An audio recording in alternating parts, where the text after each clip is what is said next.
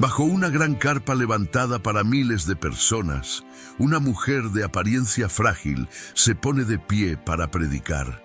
No hay nada en su postura que anuncie lo que está a punto de suceder. Ella comienza a predicar y de pronto se detiene. Delante de la multitud, María permanece inmóvil, de pie, con los ojos abiertos, las manos suspendidas en el aire. No cae, no se desmaya, no reacciona. Los minutos pasan, el silencio se extiende como un peso invisible sobre todos. Médicos suben al púlpito y la examinan allí mismo, frente a la multitud, pero nada cambia. María sigue allí, despierta pero inaccesible. De repente, respira profundo, parpadea, y continúa la frase exactamente desde el punto donde se había detenido. En ese momento, algo comienza a suceder en ese lugar. La multitud cae de rodillas. Hombres y mujeres lloran abiertamente. No hay truco, no hay actuación, no hay una explicación clara. Lo que se siente allí va más allá de lo humano. Algo sobrenatural ha tomado el ambiente. Esa mujer era María Woodworth Etter, la predicadora que Dios levantó en una época en la que el mundo afirmaba que las mujeres no podían predicar. Ella había enterrado a 5 hijos. Había conocido la pobreza, el rechazo y la burla. Y aún así se convertiría en una de las voces más poderosas del avivamiento estadounidense, reuniendo a 25,000 personas en ciudades que apenas contaban con 500 habitantes. Antes de continuar, dinos desde dónde estás viendo esta historia. Escríbelo en los comentarios. Y si estas primeras palabras ya tocaron tu corazón, camina con nosotros. Suscríbete al canal y acompaña las historias de hombres y mujeres cuya fe todavía habla hoy. Mucho antes de las carpas, de las multitudes y de los titulares, María Woodworth Etter vivió una vida que casi nadie habría considerado extraordinaria. Nació en el año 1844 en New Lisbon, Ohio.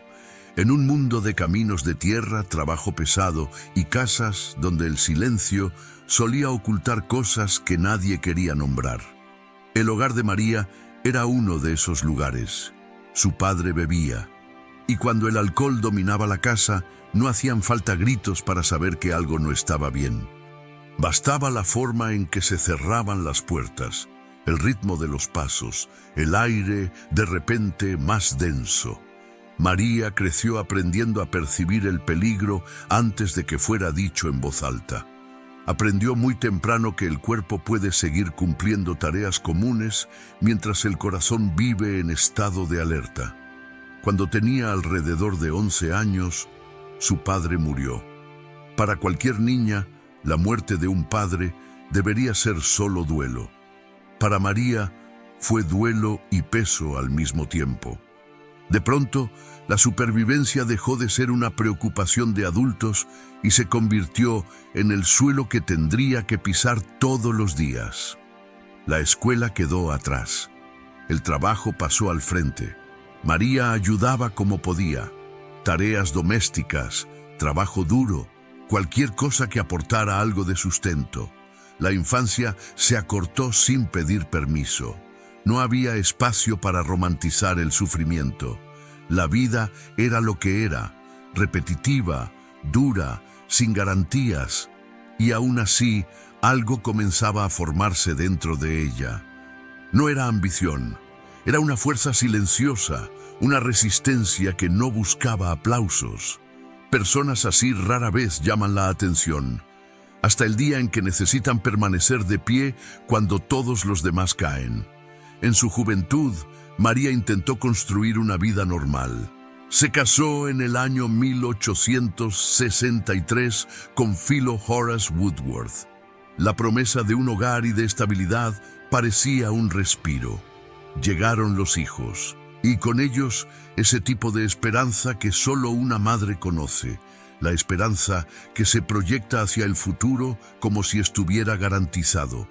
Pero el futuro no fue amable con ella. Uno a uno, sus hijos comenzaron a morir. No fue una pérdida única que el tiempo pudiera resolver. Fueron pérdidas sucesivas. 5 niños enterrados, 5 despedidas que no deberían ocurrir en el orden natural de la vida. Con cada pequeño ataúd, el mundo parecía hacerse un poco más pequeño. Y con cada sepultura, una pregunta silenciosa se volvía más pesada. ¿Cuántas veces puede un corazón repetir el mismo adiós? No hay forma de atravesar algo así y seguir siendo el mismo. María no lo fue. El duelo pasó a habitar en ella. Y con el duelo llegó la fragilidad del cuerpo. Se enfermó. Hay relatos que dicen que quedó tan debilitada que, en algunos días, no tenía fuerzas ni siquiera para levantarse de la cama. La casa, que ya no era refugio, se convirtió en una especie de enfermería improvisada. El aire de Ohio parecía demasiado frío, las noches demasiado largas. Es aquí donde muchos imaginan que la historia debería volverse bonita. Pero lo que ocurrió con María no fue un adorno sobre el dolor. Fue una decisión tomada en lo profundo, en un lugar donde nadie la aplaudiría. En uno de esos períodos de enfermedad hizo un voto a Dios. No como quien negocia, no como quien intenta comprar alivio, sino como quien llega al final de sí mismo y solo puede ofrecer lo que aún le queda, su propia vida. Si Dios la levantaba, ella se entregaría por completo a su servicio. No por días, no por temporadas, por entero. Ella se recuperó. Y la recuperación no fue solo física. Hubo un despertar. María comenzó a sentir un peso interior que no encajaba en explicaciones simples. Un llamado. Y no era un llamado cómodo. No era para permanecer en segundo plano. No era para vivir una fe silenciosa dentro de casa. Lo que crecía dentro de ella era una insistencia clara. Tenía que hablar, tenía que anunciar, tenía que obedecer. Eso la aterrorizó. En aquel tiempo, una mujer predicando no era solo algo inusual. Para muchos era ofensivo. La cultura religiosa de gran parte de la América protestante no esperaba ver a una mujer al frente, enseñando, exhortando, conduciendo reuniones. Algunos lo llamaban desorden espiritual, otros rebeldía. Y había quienes simplemente se burlaban, como si todo fuera una idea absurda. María lo sabía y durante un tiempo resistió. Intentó silenciar esa convicción, intentó convencerse de que era solo emoción, solo consecuencia del dolor, solo imaginación. Pero el llamado no retrocedió. Al contrario, cuanto más intentaba esconderse, más pesado se volvía, como si su propia conciencia fuera atraída por algo más grande que ella. Las primeras veces que María habló en público no fueron heroicas. No hubo brillo, no hubo seguridad. Hubo temblor, hubo miedo, hubo ese tipo de valentía que no se siente como valentía, sino como necesidad. En algunos momentos, antes de hablar, su cuerpo reaccionaba como si enfrentara una amenaza real. Piernas débiles, opresión en el pecho, la mente buscando la primera frase. Y aún así, abría la boca.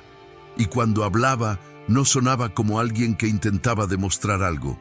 Sonaba como alguien quebrantado por dentro, que ya no necesitaba fingir. Su voz podía ser sencilla, pero llevaba verdad.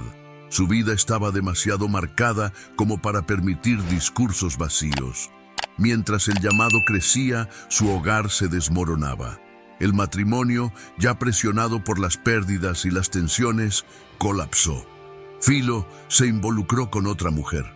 La infidelidad no fue solo una herida íntima, se volvió un escándalo público. Y en una sociedad rígida, la vergüenza casi siempre caía con más peso sobre la mujer. María, ya debilitada por el duelo y la enfermedad, pasó a cargar también con ese tipo de rechazo. El rechazo social, la sensación de estar marcada. En el año 1891, el divorcio se hizo oficial. Para muchos, ese debería haber sido el final de la historia. una mujer divorciada, sin respaldo institucional, sin protección social, sin nombre, intentando obedecer un llamado que ya era controvertido incluso para mujeres casadas. El escenario era perfecto para el olvido. Pero María no desapareció. Se sumergió aún más en el lugar secreto de la oración, no como una actuación, sino como una forma de respirar. Hay un tipo de oración que nace cuando ya no quedan recursos para impresionar a nadie, cuando no hay maquillaje posible. María oraba desde ahí, a veces con palabras, a veces sin ninguna. Había noches en que se arrodillaba y solo lloraba, otras en que el silencio era tan largo que parecía una conversación sin sonido. Fue en ese tiempo de obediencia difícil, sin comodidad ni garantías, cuando comenzaron a surgir relatos inusuales en las reuniones donde María hablaba. No porque ella los buscara, no porque los anunciara como atracción, sino porque, según los testigos, algo sucedía con las personas. Algunas lloraban intensamente, como si algo profundo hubiera sido tocado. Otras quedaban en silencio, profundamente concentradas, como si escucharan algo que no venía solo de su voz. Y en ciertos momentos, algunas personas quedaban inmóviles por un tiempo, no como quien se desmaya, sino como quien entra en un estado de profunda absorción.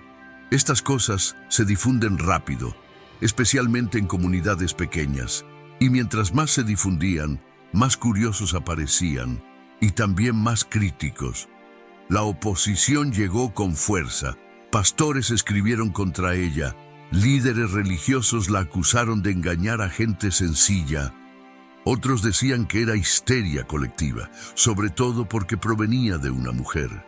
María escuchaba todo eso, y aunque dolía, no parecía mover su vida buscando aprobación. Ella seguía. En lugar de construir comodidad, viajaba. Iba a pueblos pequeños, algunos con apenas unos cientos de habitantes. Llegaba sin saber dónde dormiría, sin saber si alguien realmente la escucharía. Muchas veces la recepción era fría, miradas duras, susurros, puertas que tardaban en abrirse. En otros lugares, sin embargo, ocurría lo contrario. La gente comenzaba a reunirse, primero por curiosidad, luego por necesidad, como si tuviera hambre de algo que sus rutinas religiosas ya no ofrecían. Y en cada nueva ciudad, María cargaba la misma contradicción por dentro, fragilidad y perseverancia. No era una mujer blindada, sentía miedo, sentía soledad, sentía cansancio. Había momentos en que la mente le decía que desistiera, que regresara al anonimato, que dejara de exponerse. Pero algo dentro de ella respondía con la misma firmeza silenciosa que la había sostenido desde la infancia. Continúa. Quien la observara de cerca quizá notaría detalles que no aparecen en los registros históricos, pero que definen una vida. La forma en que sostenía la Biblia antes de comenzar. La pausa larga antes de hablar, como si buscara valor en algún lugar invisible. El modo en que guardaba silencio después de predicar, como quien no quiere forzar el momento con palabras de más. María no parecía intentar fabricar una atmósfera, parecía intentar permanecer fiel, y así fue como comenzó lo que el mundo más tarde llamaría un fenómeno. No como espectáculo, sino como consecuencia de una vida ya triturada por el dolor. Una mujer que enterró a 5 hijos, atravesó pobreza, vergüenza y rechazo, y aún así no abandonó la promesa hecha en una cama de enfermedad. Sin darse cuenta, esa obediencia discreta fue acumulando peso histórico. Lo que era solo una mujer viajando de ciudad en ciudad comenzó a atraer atención. Lo que era solo una reunión sencilla empezó a generar comentarios, y el nombre que muchos pronunciaban con desprecio comenzó a decirse también con temor, curiosidad y expectativa. María Woodworth Etter seguía caminando, llevando una historia que parecía no caber en ella misma. Y mientras avanzaba, se percibía una sensación creciente de que algo se acercaba, como una tormenta que primero cambia el aire, luego mueve las hojas y solo después se revela por completo. A medida que María Woodworth Etter continuaba viajando y predicando, algo empezó a cambiar en el ambiente a su alrededor. Las reuniones dejaron de ser pequeñas y previsibles. Lo que antes ocurría de manera esporádica comenzó a repetirse con mayor frecuencia en distintas ciudades, entre personas que nunca se habían visto antes. Y eso atrajo atención. No toda esa atención, sin embargo, venía acompañada de apertura. En muchos lugares, la gente llegaba movida por la curiosidad. Querían ver con sus propios ojos aquello de lo que todos hablaban. Querían observar a esa mujer que desafiaba costumbres religiosas profundamente arraigadas. Algunos asistían esperando encontrar engaño. Otros buscando algo que explicara el vacío que cargaban por dentro. María no controlaba quién llegaba ni qué esperaba cada persona. Lo que ella hacía era simple: hablaba. Y mientras hablaba, ocurrían cosas que ella no organizaba. Personas se emocionaban de manera intensa, algunas lloraban como si dolores antiguos hubieran sido tocados. Otras permanecían en silencio absoluto, con la mirada fija, como si estuvieran profundamente concentradas. En ciertos momentos, algunas personas quedaban inmóviles por largos periodos, despiertas, pero ajenas a lo que sucedía a su alrededor. María no anunciaba eso como atractivo. No llamaba a nadie al frente para provocar reacciones. Muchas veces, cuando notaba lo que estaba ocurriendo, se esforzaba por mantener el ambiente sobrio, evitando cualquier sensación de espectáculo. Aún así, los relatos se difundían. Y con ellos llegó la oposición organizada. Pastores comenzaron a escribir en su contra. Sermones completos fueron dedicados a advertir a las congregaciones sobre el peligro de sus reuniones. Circularon artículos afirmando que aquello no podía venir de Dios, especialmente porque provenía de una mujer. Para algunos líderes, el simple hecho de que María estuviera en evidencia ya era prueba suficiente de error. Fue acusada de manipular emociones, de aprovecharse de personas sencillas, de promover confusión espiritual. Algunos decían que los fenómenos observados eran producto de histeria colectiva. Otros afirmaban que todo tenía una explicación psicológica. Hubo quienes fueron más lejos y declararon que aquello era algo maligno. María escuchaba esas acusaciones y, al contrario de lo que muchos imaginaban, le dolían. Ella no era indiferente a las críticas, no tenía una personalidad combativa, era sensible. En ciertos días, el peso del rechazo parecía casi insoportable. Hubo momentos en los que se preguntó si realmente estaba escuchando a Dios o si estaba arrastrando a otras personas hacia algo equivocado. Esas dudas no eran teóricas. Surgían en noches solitarias, en habitaciones prestadas, después de reuniones intensas. Aparecían cuando el cansancio físico se acumulaba, cuando el cuerpo, ya frágil, pedía descanso, cuando la mente, presionada por tantas voces externas, buscaba silencio. María no respondía a las críticas con manifiestos públicos. No organizaba defensas. Lo que hacía era volver al mismo lugar donde todo había comenzado: la oración, no como estrategia, como supervivencia. Mientras tanto, las reuniones seguían creciendo. En pueblos pequeños, con apenas unos cientos de habitantes, comenzaban a reunirse miles de personas. Algunos viajaban largas distancias, otros llegaban solo para observar, pero terminaban quedándose. El impacto era demasiado grande para ser ignorado. Eso llamó la atención no solo de líderes religiosos, sino también de las autoridades civiles. En ciertos lugares se intentó impedir las reuniones. Alegaban preocupación por el orden público.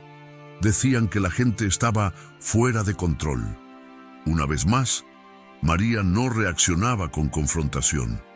Cuando las puertas se cerraban, esperaba. Cuando se abrían, entraba. En medio de esa presión externa creciente, su vida interior también era puesta a prueba. La soledad se hacía más evidente. Viajaba casi siempre sin compañía constante. No había un equipo estructurado, no había protección institucional. Cada ciudad era un nuevo comienzo. También estaba el peso de ser mujer en un espacio dominado por hombres. Muchos ataques no se dirigían solo al contenido de sus mensajes, sino a su propia presencia allí.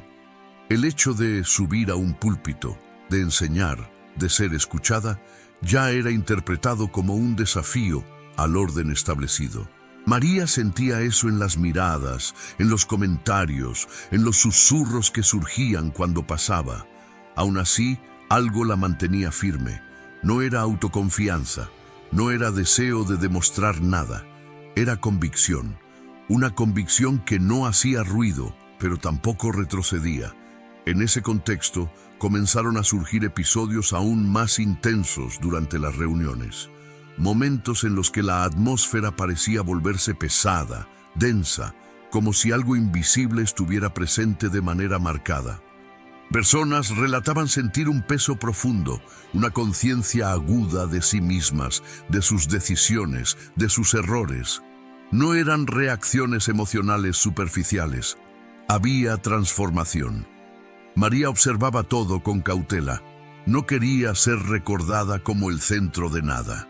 Siempre dirigía la atención hacia Dios, evitando personalizar lo que estaba ocurriendo. Aún así, su nombre se volvía cada vez más conocido, y cuanto más conocido, más controvertido. Hubo reuniones a las que asistieron opositores con la intención declarada de interrumpir. Personas entraban solo para observar de forma crítica, esperando encontrar algún error, algún desliz. María continuaba hablando con la misma sencillez. No levantaba la voz para competir, no intentaba dominar el ambiente. Hablaba y, muchas veces, hacía pausas largas, permitiendo que el silencio dijera más que las palabras. Curiosamente, esas pausas eran los momentos más difíciles para sus críticos, porque no había nada evidente que atacar. No había truco visible, no había manipulación clara, solo un ambiente que parecía escapar a las categorías comunes. La tensión entre lo que estaba ocurriendo y los intentos de explicación racional crecía. Para algunos, eso era suficiente para alejarse.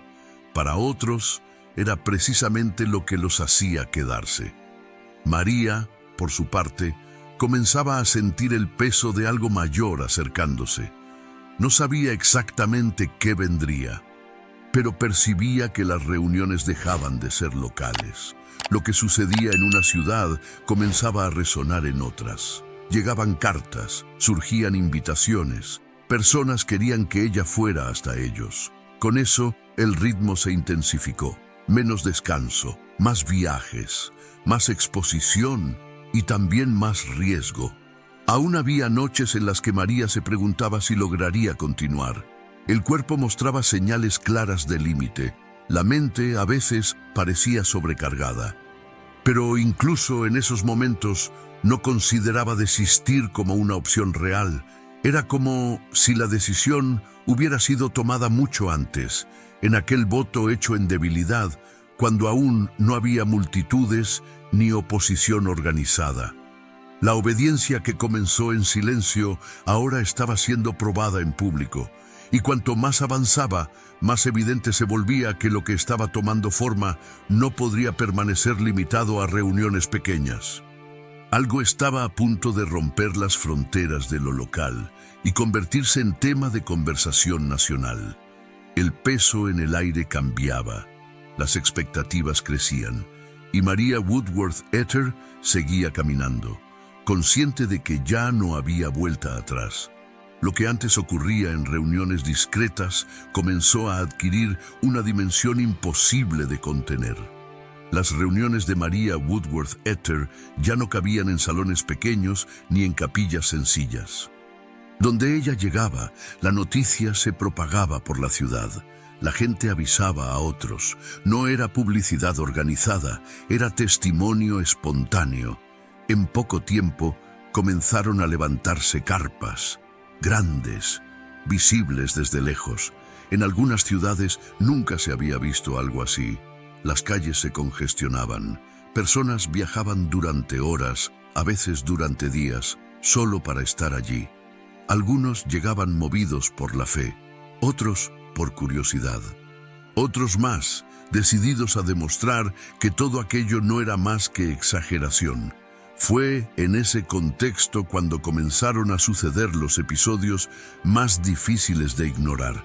Durante ciertas reuniones, mientras María predicaba, su cuerpo simplemente se detenía. No como quien se desmaya, no como quien pierde el conocimiento. Permanecía de pie, con los ojos abiertos, completamente inmóvil. Su voz se interrumpía en medio de una frase. El silencio tomaba el lugar. Los minutos pasaban. Luego, largos periodos que parecían no tener sentido. La multitud observaba sin saber cómo reaccionar. Algunos lloraban, otros se arrodillaban. Hubo quienes intentaron acercarse, pero retrocedieron, como si algo invisible los detuviera. María seguía allí, viva, respirando, pero inaccesible. No había rigidez de muerte, no había colapso físico. Había una presencia extraña, difícil de describir con palabras. En ciertos episodios, médicos fueron llamados al púlpito. La examinaron delante de todos. Revisaron su respiración, su pulso, sus reflejos. Intentaron provocarle alguna reacción. No encontraron señales de enfermedad.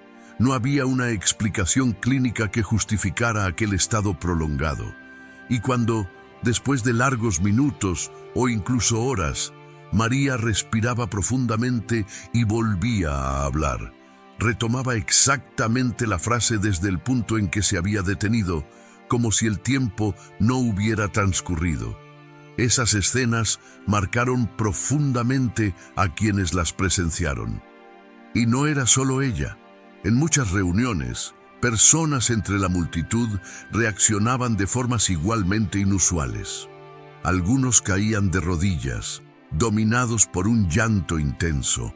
Otros permanecían inmóviles por un tiempo, como si estuvieran profundamente concentrados. El ambiente no era de euforia descontrolada, era solemne, denso, reverente, un silencio cargado. No había música fuerte, no había estímulos externos planificados. En muchos momentos, lo que más llamaba la atención era precisamente la ausencia de intento de control. María no dirigía esas manifestaciones, no las anunciaba, no las explotaba. En ocasiones pedía calma, en otras simplemente esperaba. La multitud, ante eso, reaccionaba casi de manera instintiva. Personas se arrodillaban sin que nadie se los pidiera. El llanto se extendía como una ola silenciosa. No había sensación de truco, no había actuación visible. Para muchos era como estar frente a algo que no encajaba en las categorías humanas habituales. Esa combinación de hechos llamó la atención de la prensa. Periódicos comenzaron a enviar reporteros. Aparecieron artículos describiendo lo que ocurría bajo las carpas. Algunos textos eran cautelosos, otros claramente críticos. Había quienes hablaban de un fenómeno religioso sin precedentes, otros lo describían como histeria colectiva. Pero el simple hecho de que fuera noticia amplió aún más el alcance de las reuniones. En ciertas ciudades, donde vivían apenas unos cientos de personas, comenzaron a reunirse miles. Existen registros de encuentros que atrajeron a más de 20.000 asistentes, cifras impensables para lugares tan pequeños. La logística se volvía caótica. No todos lograban entrar. Muchos se quedaban afuera, escuchando a la distancia, esperando al menos percibir algo. María, en el centro de todo eso, no parecía cómoda con la magnitud. No se comportaba como alguien embriagado por la popularidad. Al contrario, cuanto mayor era la multitud, más contenida se mostraba. Hablaba con sencillez, evitaba declaraciones grandilocuentes. En varios momentos se la veía cansada, físicamente agotada. Las críticas, como era de esperarse, se intensificaron. Líderes religiosos comenzaron a manifestarse con mayor dureza.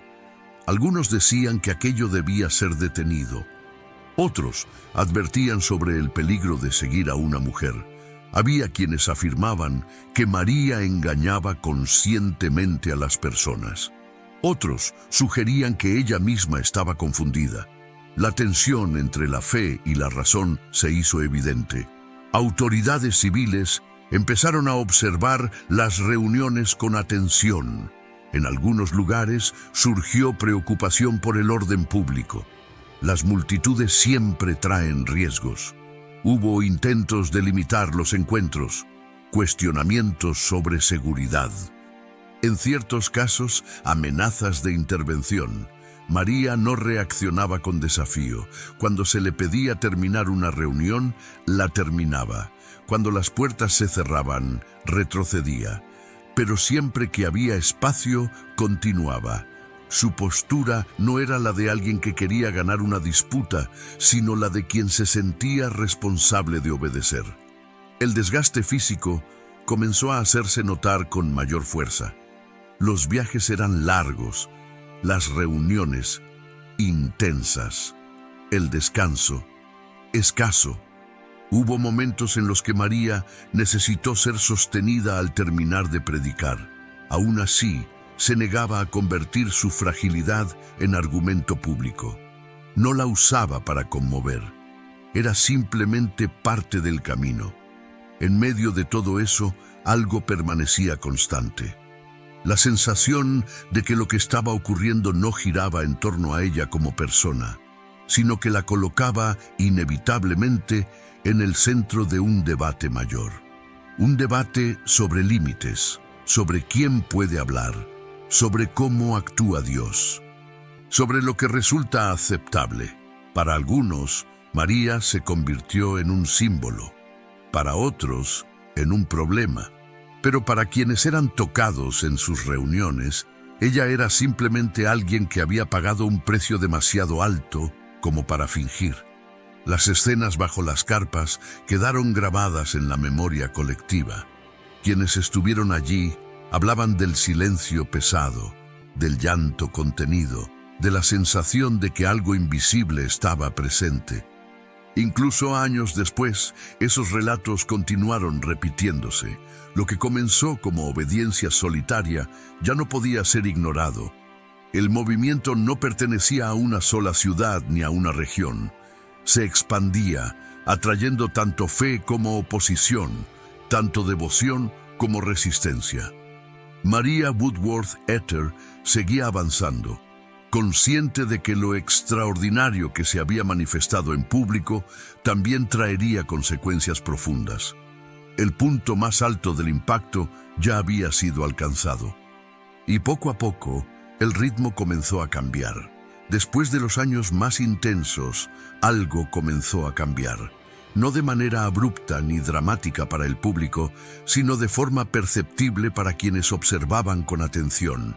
Las grandes multitudes aún existían, los relatos seguían circulando, pero el ritmo ya no era el mismo. El cuerpo de María Woodworth Etter llevaba marcas profundas de todo lo que había vivido. Los viajes constantes, las reuniones prolongadas, el peso emocional de miles de historias escuchadas y absorbidas comenzaron a cobrar su precio. María nunca fue una mujer físicamente fuerte. Desde joven convivió con la fragilidad. Ahora, esa fragilidad se hacía más visible. Había días en los que el cansancio era imposible de ocultar. Aún así, ella no desapareció. En el año 1902, María se casó nuevamente, esta vez con Samuel Etter. El matrimonio no borró las heridas del pasado, pero trajo un periodo de mayor estabilidad. Por primera vez en muchos años, no estaba completamente sola. Había alguien a su lado que comprendía, al menos en parte, el peso de la vida que ella había elegido vivir. Sin embargo, el camino no se volvió fácil. El ministerio seguía siendo exigente. Las expectativas de las personas no disminuían. Muchos aún esperaban que cada reunión reprodujera los momentos más extraordinarios de años anteriores. María, no obstante, nunca trató esas manifestaciones como algo que pudiera programarse. Para ella, el centro siempre fue la obediencia, no el espectáculo. En el año 1914, Samuel Ether murió. Otra pérdida. Otro silencio impuesto a la vida de una mujer que ya había enterrado hijos, enfrentado escándalo público y atravesado rechazo religioso. Para alguien menos moldeado por el dolor, aquello podría haber sido el final. Para María, fue solo otro tramo de un camino que ya había aprendido a recorrer de rodillas. En los años siguientes, María se estableció en Indianápolis, donde fundó el tabernáculo Woodworth Ether. A diferencia de las carpas itinerantes, aquel lugar representaba algo nuevo, permanencia, un espacio fijo, un punto de referencia.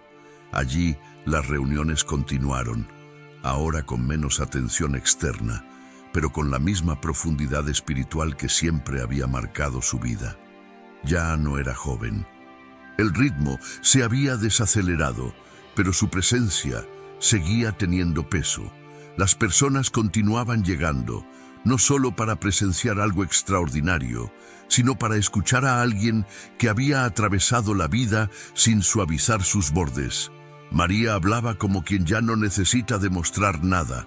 Su tono era más sereno, más profundo, casi pastoral. Poco a poco, el mundo a su alrededor comenzó a cambiar. Surgieron nuevos movimientos. Otras voces ocuparon el centro de la atención pública.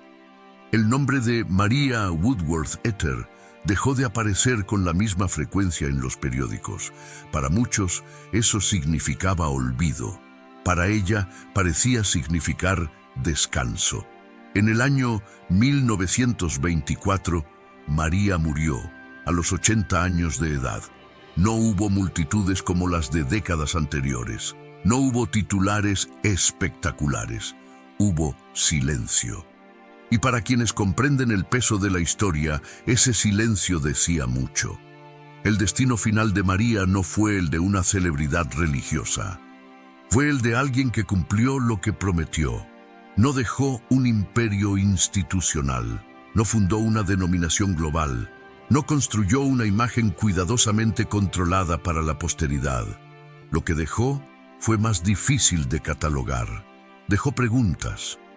¿Cómo una mujer pobre, sin formación académica, marcada por pérdidas casi insoportables, logró permanecer fiel cuando todo parecía conspirar en su contra? ¿Cómo alguien tan frágil físicamente se convirtió en el centro de uno de los movimientos más controvertidos e impactantes del avivamiento estadounidense? Y quizá la pregunta más incómoda: ¿qué hacemos cuando Dios decide actuar fuera de las estructuras que consideramos aceptables? El legado de María Woodworth Ether no se limita a los relatos de fenómenos. Está en el costo, en la disposición a obedecer cuando obedecer significaba perder reputación, seguridad y comodidad. Está en la valentía de permanecer cuando lo más fácil habría sido volver al anonimato. Fue una mujer levantada en un tiempo que afirmaba que las mujeres no podían predicar. Una madre que enterró a 5 hijos y aún así continuó creyendo. Una predicadora ridiculizada, acusada y vigilada, que decidió no construir su identidad sobre la aprobación de los demás. Su historia no ofrece respuestas sencillas, no entrega fórmulas, no promete que la obediencia siempre será recompensada con comodidad. Al contrario, deja claro que seguir un llamado puede costar caro, muy caro, pero también revela algo más profundo. Existen vidas cuya fidelidad resuena mucho más allá del tiempo en que fueron vividas. Décadas después, seguimos hablando de ella. Seguimos intentando comprender. seguimos siendo confrontados. Tal vez esa sea la pregunta final que su vida nos deja.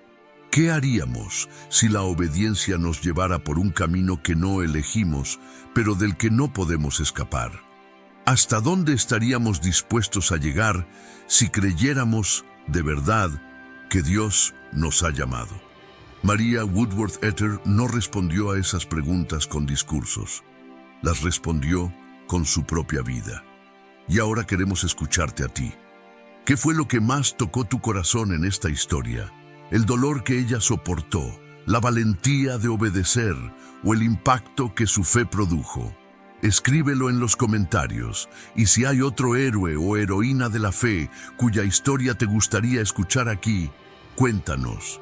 Porque estas historias no existen solo para ser recordadas. Existen para confrontarnos, despertarnos y quizá movernos a vivir de una manera diferente. Si este canal ha sido de bendición para tu vida, puedes ayudarnos a seguir compartiendo este mensaje. Suscríbete, comparte este video con otras personas y sobre todo, ora por nosotros. Ningún apoyo es más valioso que las oraciones sinceras de quienes caminan por la fe. Que Dios vuelva a encender en ti una llama de confianza, perseverancia y fe viva, y que, a través de tu vida, esa luz alcance a quienes todavía caminan en medio de la oscuridad.